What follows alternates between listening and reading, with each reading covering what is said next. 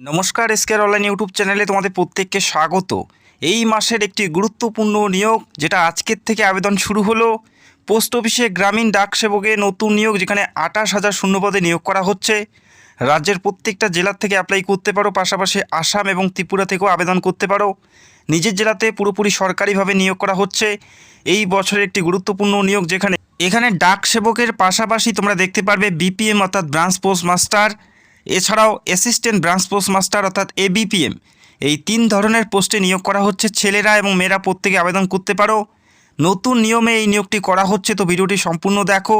কিছু কিছু নিয়ম বেঁধে দেওয়া হয়েছে ফটো আপলোডিংয়ের ক্ষেত্রে, সিগনেচারের ক্ষেত্রে, প্রত্যেকটা বিষয়ে দেখে নেব। তো ভিডিওটি অবশ্যই সম্পূর্ণ দেখো। মাধ্যমিক পাশে একটি গুরুত্বপূর্ণ নিয়োগ। এবং ভিডিওর শুরুতে আমি তোমাদের জানিয়ে দিচ্ছি, এখানে দেখো এর আগের বছরে আমরা ডাইরেক্ট অ্যাপ্লাই করতে পেরেছি, তবে এই বছরের ক্ষেত্রে ওয়ান টাইম রেজিস্ট্রেশন তোমাদের করতে হবে। প্রথমে ওয়ান টাইম রেজিস্ট্রেশন তোমাদের করতে হবে, তারপরে তোমাদের অ্যাপ্লাইটি করতে পারবে, তারপরে তোমরা অ্যাপ্লাইটি করতে পারবে।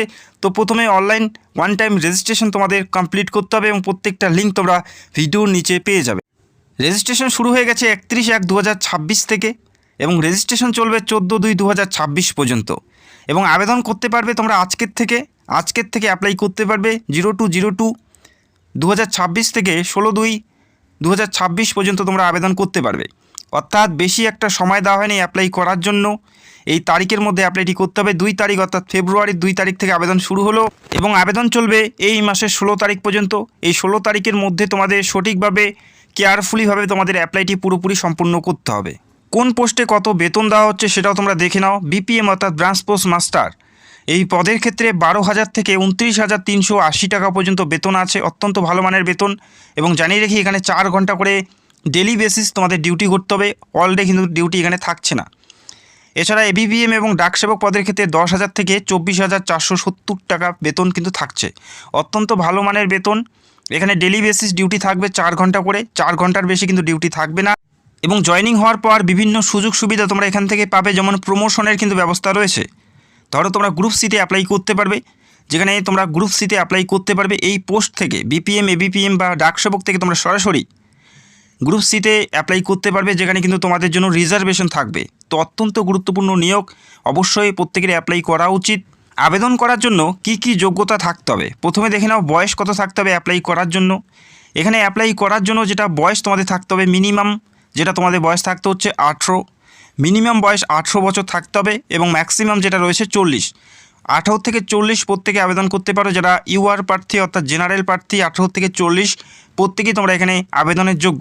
আবেদন করার জন্য বয়সের ছাড় কারা কারা পাচ্ছে সেটাও দেখে নিচ্ছি। যারা SC ST অর্থাৎ শিডিউল কাস্ট এবং শিডিউল ট্রাইব, তারা 5 বছরের ছাড় অর্থাৎ তারা 18 থেকে 45 প্রত্যেকে কিন্তু এখানে অ্যাপ্লাই করতে পারো। যারা SC ST BC হলে 18 থেকে 43 পর্যন্ত সুযোগ পাচ্ছে অ্যাপ্লাই করার জন্য। এবং যারা ফিজিক্যাল ডিসেবল প্রার্থী তারাও কিন্তু 10 বছরের ছাড় কিন্তু থাকছে। এছাড়াও কাস্ট ওয়াইজ ফিজিক্যাল ডিসেবলের কিন্তু ছাড় থাকবে। তো আশা করি বুঝতে পারলে। যারা জেনারেল 18 থেকে 40 হলে প্রত্যেকেই তোমরা এখানে অ্যাপ্লাই করতে পারো। এরপরে দেখো শিক্ষাগত যোগ্যতা কী থাকতে হবে। এখানে অ্যাপ্লাই করার জন্য যেটা শিক্ষাগত যোগ্যতা তোমাদের থাকতে হবে, education qualification for the engagement of GDS secondary school examination, অর্থাৎ শুধুমাত্র মাধ্যমিক পাস থাকতে হচ্ছে। 10 স্ট্যান্ডার্ড পাস থাকলেই তোমরা এখানে অ্যাপ্লাই করতে পারো। আর কোনো ধরনের শিক্ষাগত যোগ্যতার কথা উল্লেখ করা নেই, মাধ্যমিক পাস থাকতে হবে। আর অবশ্যই মাধ্যমিকে ম্যাথ এবং ইংলিশ তোমাদের থাকতে হবে। আশা করি প্রত্যেকেরই ম্যাথ এবং ইংলিশ রয়েছে, সেক্ষেত্রে কারো কোনো সমস্যা হওয়ার কথা নয়। ম্যাথ এবং ইংলিশ অবশ্যই তোমাদের মাধ্যমিকে থাকতে হবে। যে কোনো শাখার থেকে পাশ করলে অ্যাপ্লাই করতে পারো। এবং এখানে উল্লেখ করা আছে, দেখো এখানে যেহেতু লোকাল ল্যাঙ্গুয়েজের উপর ভিত্তি করে নিয়োগ করা হচ্ছে, সেক্ষেত্রে দেখো যে লোকাল ল্যাঙ্গুয়েজে তোমরা অ্যাপ্লাই করবে সেই লোকাল ল্যাঙ্গুয়েজ মাধ্যমিকে অ্যাজ এ সাবজেক্ট হিসেবে থাকতে হবে। ধরো তোমরা বাংলা ভাষায় অ্যাপ্লাই করবে, সেই বাংলা সাবজেক্ট অর্থাৎ বেঙ্গলি অবশ্যই তোমাদের মাধ্যমিকে থাকতে হবে, তাহলেই অ্যাপ্লাই করতে পারবে। যদি কেউ হিন্দি বা ইংলিশ মিডিয়াম থেকে মাধ্যমিক পাস করে, তারা কি অ্যাপ্লাই করতে পারবে না? অবশ্যই তারা অ্যাপ্লাই করতে পারবে, তবে তাদের দেখতে হবে কোন ব্রাঞ্চে বা কোন ডিভিশনে হিন্দি অথবা ইংলিশ ভাষা রয়েছে, সেখানেই অ্যাপ্লাই করতে পারবে। বাংলা ভাষার ক্ষেত্রে তারা অ্যাপ্লাই করতে পারবে না। তো আশা করি বুঝতে পারলে। তো বাংলা ভাষায় সব থেকে কিন্তু বেশি ভ্যাকেন্সিজ রয়েছে এবং আশা করি কম বেশি প্রত্যেকেই তোমরা বাংলা ভাষায় অ্যাপ্লাই করবে। এবং তোমাদের অবশ্যই কম্পিউটার নলেজ থাকতে হবে। কোনো সার্টিফিকেটের প্রয়োজন থাকছে না, 6 মাস 8 মাস 10 মাসের কোনো সার্টিফিকেটের প্রয়োজন নেই। বেসিক নলেজ তোমাদের থাকতে হবে এবং নলেজ অফ সাইকেলিং অর্থাৎ সাইকেল চালানো জানতে হবে। এই দুটি বিষয় অবশ্যই তোমাদের মনে রাখতে হবে, সাইকেল চালানো এবং কম্পিউটার বেসিক নলেজটি থাকতে হবে। কম্পিউটারের কোনো সার্টিফিকেট কিন্তু চাওয়া হয়নি। আবেদন করার জন্য প্রত্যেকটা লিঙ্ক তোমরা ভিডিওর নিচে পেয়ে যাবে। indiapost.gov.in অথবা GDS অনলাইন এঙ্গেজমেন্ট এই অফিসিয়াল সাইটের মাধ্যমে তোমাদের আবেদনটি সম্পূর্ণ করতে হবে। অবশ্যই তোমাদের আমি যেটা প্রথমে জানিয়েছি, প্রথমে তোমাদের রেজিস্টার করতে হবে, তারপরে কিন্তু তোমরা স্টেপ বাই স্টেপ এখানে ফর্মটি ফিল আপ করতে পারবে। তো ফর্ম ফিল আপ করতে কারো কোনো সমস্যা হলে কমেন্ট করবে, আমি অবশ্যই একটা ডেডিকেটেড ভিডিও করে আমি তোমাদের দেখিয়ে দেবো কী করে অ্যাপ্লাই করতে হয়। এরপরে সিলেকশন প্রসেস দেখে নাও। The applicant will be shortlisted for engagement on the basis of system generated merit list. অর্থাৎ এখানে কোনো পরীক্ষা তোমাদের দিতে হচ্ছে না, সিস্টেম জেনারেটেড একটি মেরিট লিস্টের মাধ্যমে নিয়োগ করা হবে। সেটা অবশ্যই তোমাদের মাধ্যমিকের যে পার্সেন্টেজ সেটার উপর ভিত্তি করে একটি মেরিট লিস্ট বের হবে, সেভাবেই তোমাদের নিয়োগ করা হবে। ধরো তোমরা কোনো ব্রাঞ্চে বা কোনো কেন্দ্রে তোমরা অ্যাপ্লাই করেছো, সেই কেন্দ্রে কত ভ্যাকেন্সিজ আছে, কতজন অ্যাপ্লাই করেছে, তারা কত করে নাম্বার পেয়েছে, সেটার উপর ভিত্তি করে এখানে তোমাদের নিয়োগ করা হচ্ছে। তো এখানে কোনো পরীক্ষা দিতে হচ্ছে না, মাধ্যমিকের যে পার্সেন্টেজ সেটার উপর ভিত্তি করে তোমাদের এখানে সিলেক্টেড করা হচ্ছে। তো আশা করি বুঝতে পারলে, যারা যোগ্য অতি সত্ত্বর অ্যাপ্লাই করতে পারো। এবং সিলেক্টেড হওয়ার পর তোমাদের ডকুমেন্ট ভেরিফিকেশন থাকবে, এটা অবশ্যই মাথায় রাখতে হবে।